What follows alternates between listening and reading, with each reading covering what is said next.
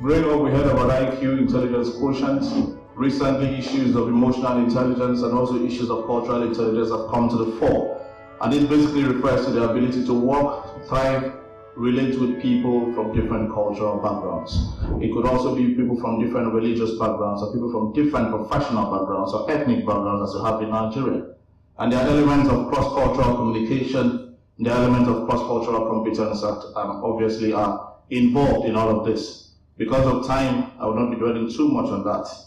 Now, I've worked in the office of the governor of Akwa Ibom State, and of course, we've heard from people who should know that a protocol officer not just is a jack of all trades, but the duties are not necessarily exhaustive.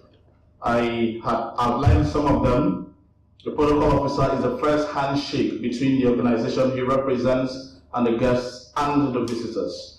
So sometimes the impression that people have of the organization that you represent is the impression that is created, that is given to them by the protocol officer, who more often than not is the very first person that they see. And that can go quite a distance in actually determining what the people think about the organization. It can go quite some distance in determining if the essence of that trip can obviously be realized. Now, there are issues that have to do with everyday work of protocol, guest management. You would notice that I've outlined some of them, the arrivals, reception, and departure, which I hope I'll have a little time to talk about in detail. And trips, issues that are concerned with trips, whether it is, especially for those of us at the state level, that visit from one state to the other is going by road. Convoy management is a factor. Flight bookings, if it's flying, accommodation issues, does it need a visa? And not just visa, does it need another entry requirement? I've had a case where the protocol officer told the story of when he just started working, and his principal was going to Ghana, just across the road. And of course, he knew that as a Nigerian citizen, you don't need a visa to get to Ghana. What he did not know was he needed a vaccination certificate, what we call the yellow card. And so a very senior official of government who happened to be a first-time visitor to Ghana, his boss arrived in Accra, and he was pushed into a room, and some needle was put in his shoulder. That's something that could have been handled here, but he did not know that. He just assumed if you get to Ghana, they'll give you a visa on arrival, or they'll allow you to get into the country. So there are also issues of translation. If you're working with somebody who is going somewhere, maybe there are some investors from the Far East who want to meet the governor, but the governor is going for a meeting there, and they may be speaking Mandarin, and the governor doesn't understand. At times like that, we actually can key into the expertise of the foreign missions that are there, the Nigerian embassies and high commissions, and get somebody who can be a translator.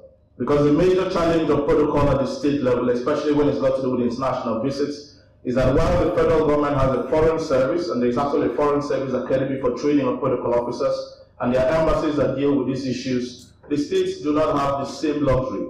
So quite more often than not, you do quite a lot of work based on information. Another thing you notice is, for those who are working in the foreign service, there is some sort of training for foreign service officials, and protocol actually happens to be one integral part of those who work in the Ministry of Foreign Affairs. But in most state civil service, the protocol officer is just a civil servant posted from another ministry. And sometimes he doesn't have any training whatsoever, any experience whatsoever. So I'm hopeful that with the coming on board of this association, we can work out modalities where there will come a time in the state civil service in this country where there is a protocol header and there are people who are employed as protocol officers and they get a chance to grow through the ranks because it will definitely impact on the quality of the work that they actually do. Events and conferences have also been dealt with in detail, so I'll just do a little bit to talk about that. There are qualities of a good protocol officer. There's a gentleman called Ambassador Lawrence Obisaki. I think some of the gentlemen here know about him. He wrote a wonderful book, Protocol for Life, which I happened to get my hands on a few weeks ago. And he listed some of the duties of a good protocol officer. And some of them are out there, some of them are already been talked about. And like we have heard from the previous speakers, this is definitely not exhaustive. So I like to say, like they have said, that the protocol officer, can you go to the next slide please, happens to be a jack of all trades. A protocol officer has to do almost everything. And so sometimes when I have to talk to my colleagues, I tell them that since protocol, people have actually learned to hold protocol responsible for everything, including things that protocol has no business with, a good protocol officer should make it a point of duty to learn everything, including anything he has no business learning. I'll say that again. Since protocol has actually, since we have learned to hold protocol responsible for everything, including things they have no business knowing, a good protocol officer should endeavor to learn everything, including things he has no business learning. You never can tell when that information will be useful. It's actually important that you learn something and you don't use it, than for some need to be there and you don't know something about it. Protocol and cultural intelligence. We obviously live in the kind of society where there's an ICT revolution, of course, as we talked about very eloquently by the gentleman who spoke before me. But then we have to work with people from different cultures. We have to meet people from different backgrounds, professional backgrounds, people from different religious organizations. We're increasingly dealing with guests who do not speak our language or who have different cultural orientations.